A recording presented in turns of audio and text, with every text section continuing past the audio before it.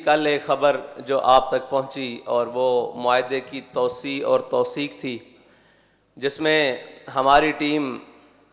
حکومتی وفد کے ساتھ کافی دیر مذاکرات میں رہی، جس میں انہوں نے اپنے اس عہد کا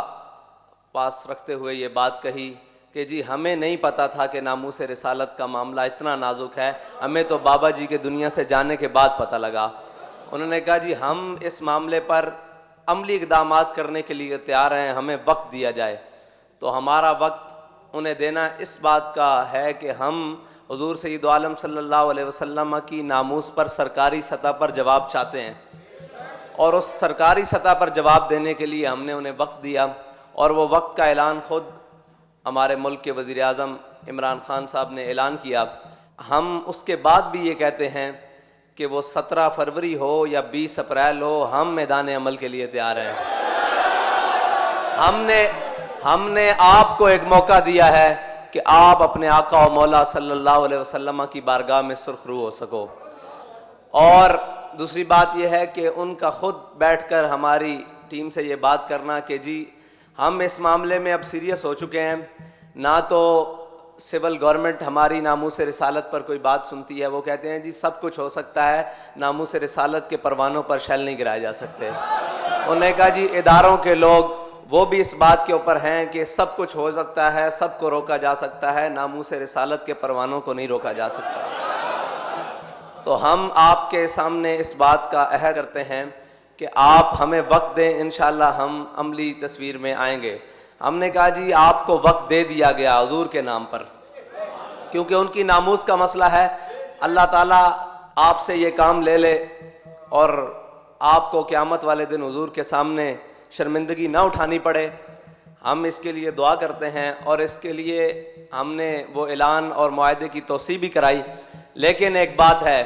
کہ اگر آپ سمجھیں کہ ہم 60 دن کا ٹائم لینے کے بعد اس جذبے کو ٹھنڈا کر سکیں گے، یہ وہ جذبہ ہے جو ٹھنڈا ہونے والا نہیں ہے۔ یہ تو دن بدن بڑھتا جا رہا ہے، کیونکہ یہ ان جذبوں میں سے ہے کہ حضرت عقبہ بن نافع فاتح افریقہ،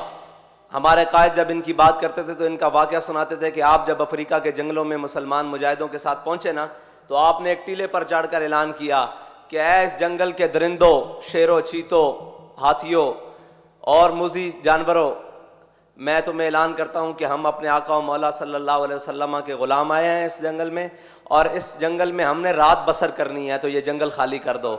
تو کہتے ہیں کہ کچھ دیر بعد دیکھا کہ چونٹیاں بھی اپنی بلوں سے نکل کر جا رہی، ہاتھی شیر اپنے بچوں کو منہ میں چبائے ہوئے لے کر جا رہے۔ انہی کے جذبے کی ایک بات سناؤں کہ جب آپ نے افریقہ فتح کر لیا تو آگے آ گیا سمندر۔ حضرت عقبہ بن نافع نے اپنے گھوڑے کو ایڑ لگائی اور سمندر کے اندر داخل کر دیا۔ جب گھوڑے کی گردن تک پانی پہنچا نا اور آپ کی کمر تک پانی پہنچا، تو آپ نے گھوڑے کی باگ کھینچ کے نا ایسے آسمان کی طرف بلند کی، اور اپنا منہ بھی آسمان کی طرف بلند کر کے کہا کہ میرے مولا تو گواہ رہنا کہ عقبہ بن نافع کا جذبہ جہاد ختم نہیں ہوا، تیری زمین ختم ہو گئی ہے۔ یہ بات کسی کی غلط فہمی میں نہ رہے کہ لبیک والوں کو 60 دن کا چکمہ دے کر یا 60 دن ہم سے مانگ کر، ہم نے تو اپنے اخلاص کی بنیاد پر دیا ہے، اس لیے کہ ہماری ریاستی سطح پر فرانس کو جواب ہو جائے، کیونکہ ہمارے قائد ملت اسلامیہ علامہ خادم حسین رضوی کی ایک ہی خواہش تھی کہ وہ ریاستی سطح کے اوپر گستاخی ہوئی ہے تو جواب بھی ریاستی سطح کے اوپر ہونا چاہیے۔ ہم نے اس ریاستی سطح کے اوپر جواب کے لیے آپ کو مزید 60 دن دیے ہیں، اس کے اندر آپ کریں۔ اور اگر کوئی یہ سمجھے کہ یہ جذبہ ختم ہو چکا ہے تو ہمارے بڑوں کا تو جذبہ سمندر کے اندر جا کر بھی ختم نہیں ہوا۔ ہم جس قبیل میں سے ہیں وہ جذبے ختم ہونے والے نہیں ہیں۔ میرے آقا و مولا صلی اللہ علیہ وسلم کی ناموس کے لیے جو کچھ ہمیں زندگی میں تکلیف اور پریشانی اٹھانی پڑے وہ ہمارے لیے زاد راہ ہے، وہ ہمارے لیے سرمایہ حیات ہے، وہ ہمارے لیے وہ چیز ہے جس کو ہم نے لے کر کل جنت میں جانا ہے۔ جب خالد بن سفیان الحزلی کو عبداللہ بن انیس نے واصل جہنم کیا، میرے آقا و مولا نے فرمایا جاؤ اس کو واصل جہنم۔ یہ بڑا لمبا واقعہ ہے، اس میں حضرت عبداللہ بن انیس نے چلتے ہوئے نماز بھی پڑھی، وہ بھی امام بخاری نے نقل کیا ہے، بڑا لمبا واقعہ ہے۔ جب میرے آقا و مولا صلی اللہ علیہ وسلم کے پاس آئے نا حضرت عبداللہ بن انیس، تو میرے آقا مولا نے فرمایا افلح الوجوہ، میرے آقا مولا نے فرمایا کہ یہ تو کامیاب چہرہ آ رہا ہے۔ تو کامیاب چہرے وہی ہیں جو حضور سید عالم صلی اللہ علیہ وسلم کے دشمنوں سے مقابلہ کر کے آئیں۔ ہم نے آپ کو ایک موقع دیا ہے کہ آپ بھی ان چہروں میں اپنا چہرہ رکھوا لیں جو کامیاب ہیں، جو حضور سید عالم صلی اللہ علیہ وسلم کی ناموس رسالت کے لیے کام کرنے کے لیے تیار ہیں۔ ہم نے اپنے سارے چہرے حضور سید عالم صلی اللہ علیہ وسلم کی ناموس پر قربان کرنے کے لیے رکھے ہوئے ہیں۔ جب میرے آقا و مولا صلی اللہ علیہ وسلم کے پاس عبداللہ بن انیس آئے تو میرے آقا و مولا نے اپنا عصا مبارک حضرت عبداللہ بن انیس کو دیا اور فرمایا عبداللہ بن انیس یہ اپنے پاس رکھ لو، قیامت والے دن جب روز محشر ہوگا کسی کے پاس چلنے کے لیے کوئی سہارا نہیں ہوگا، تمہارے پاس یہ عصا ہوگا اور تم اسی عصا کی ٹیک پر جنت میں جاؤ گے۔ تو حضرت عبداللہ بن انیس نے وہ عصا وصیت کی تھی کہ میری قبر میں رکھ دینا۔